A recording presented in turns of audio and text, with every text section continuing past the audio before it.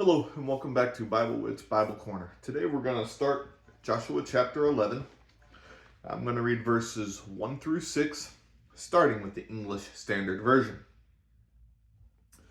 When Jabin, king of Hazor, heard of this, he sent to Jobab, king of Madon, and to the king of Shimron, and to the king of Achshaph,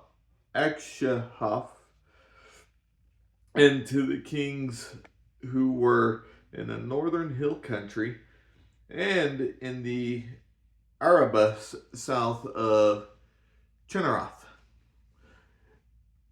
and in the lowland and in the Naphoth-dor on the west, to the Canaanites in the east and the west, the Amorites, the Hittites, the Perizzites, and the Jebusites in the hill country, and the Hivites under Hermon in the land of Mizpah.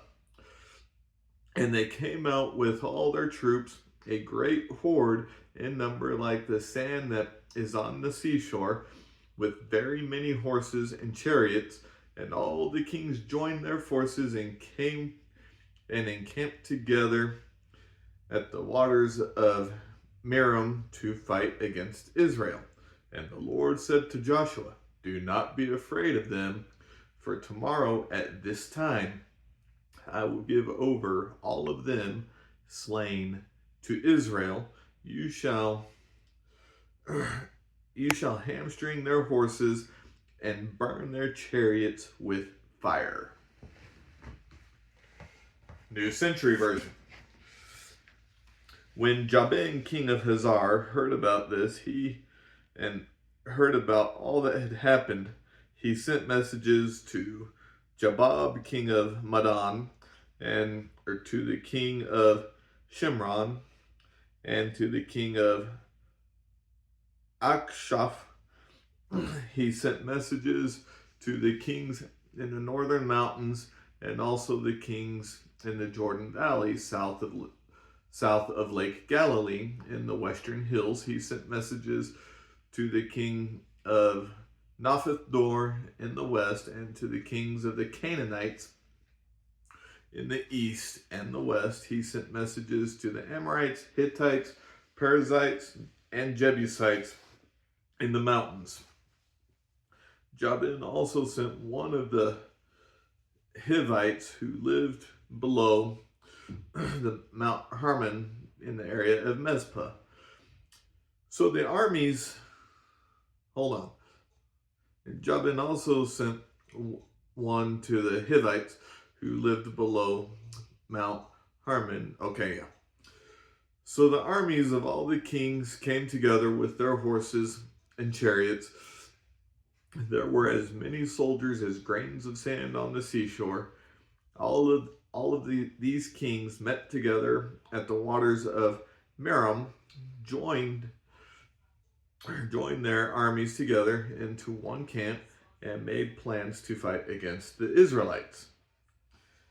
Then the Lord said to Joshua, "Don't be afraid of them, because at this time tomorrow I will give them to you. You will cripple their horses and burn all their chariots." Okay. So, these kings in the northern part of this land that the Israelites are taking have heard about all of these other towns being completely taken over, burnt down, nothing left. So they're sitting there thinking, okay, maybe, even though we heard about this group over here that tried to join forces, maybe if we join all of us together in one gigantic army, maybe that will help. Well, we read in verse 6 that God says, don't worry about it. They're going to be handed over to you. God has led them this far. God has not led them astray at all. In fact, it's been the people themselves that have wandered off once or twice. But to this point here, All we can see, if we stop reading at this point, is the Israelites are facing a massively huge army. And if that's all the eye sees, then yes, fear will strike. But faith in God can go further than what an eye sees. And Joshua has had great faith in God. We read about that throughout this entire book, throughout the end of Deuteronomy. Basically, Joshua was working with Moses, and he was selected to take over for Moses, so he had great faith. We're going to read over the next few videos how this plays out, but we do know in the end that the Israelites do completely take over this land and start living there and making an establishment, so to speak, there. Okay, now, what I want to focus on, though, is a great army. As Christians today, and I'm going to bring that up in almost every video I do, because this Bible talks about things, not stories, because these things actually happen. The word story can be misconstrued as something that's made up. It's a fairy tale, but no, this is a narrative. It really happened. It was written about events that truthfully happened anywhere from 6,000 years ago in Genesis, clear up to around 2,000 years ago at the time of the birth of Jesus. So Joshua fits right in roughly, and Bible scholars can tell me if I'm wrong here, but I'm going to say Joshua fits right in at about 3,000 to 4,000 years before our time here. So, anyway, we see the great faith that he has. When we face great armies ourselves, and I'm not talking armies of actual physical people, the armies that we face today, what Satan has conjured up today,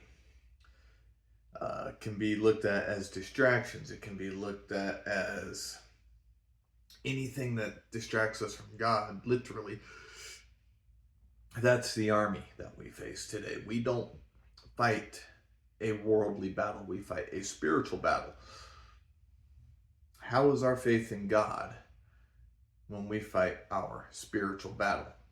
Are we completely trusting in Him, or are there times that we cower in a corner or decide to sit back on our lazy boy leather chairs and say, you know what, God, I'm not tough enough for this battle. I think you need to pick the next person in line. Let me sit this one out. Do we do that sometimes, or do we have the faith that Joshua had and continue to move forward? I hope you find encouragement in this, and I hope you have a wonderful, God-centered day. Bye.